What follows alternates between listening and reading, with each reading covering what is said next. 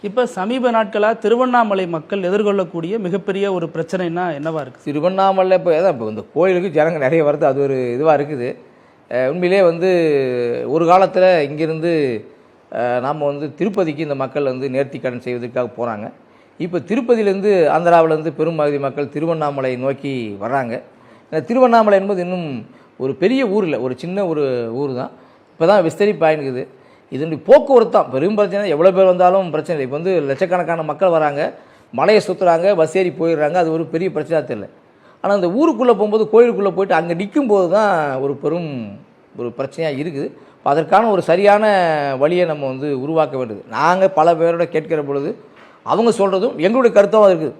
இப்போ திருவண்ணாமலைக்கு வருவதற்கு ஒரு 9 வழி இருக்குது. 9 ரோடு வழியாக தான் திருவண்ணாமலைக்கு வரும். இந்த 9 ரோடும் ஒரு பகுதி என்பது பைபாஸ் ரிங் ரோடு போட்டிருக்காங்க. இன்னொரு பகுதி இணைச்சிட்டு அந்த ரிங் ரோட்லேயே போக்குவரத்தெல்லாம் கொஞ்சம் தடுத்து நிறுத்தி அங்கேருந்து அரசு நகராட்சி சார்பில் அல்லது கோயில் நிர்வாகம் சார்பில் பொது போக்குவரத்தை உருவாக்கினா அது நிச்சயமாக அந்த பாதிப்பை குறைக்கும்னு நாங்கள் நினைக்கிறோம்.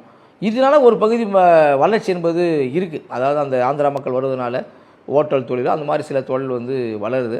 ஆனால் என்னென்னா அவங்க நிறைய வரதுனால அங்கே இருக்கிற அந்த பகுதியில் இருக்கிற கடை வச்சுட்டு பெருங்கடை, அதாவது துணி கடையில் ஒன்றும் பெரிய வியாபாரம் இல்லை அப்படின்னு சொல்கிறாங்க.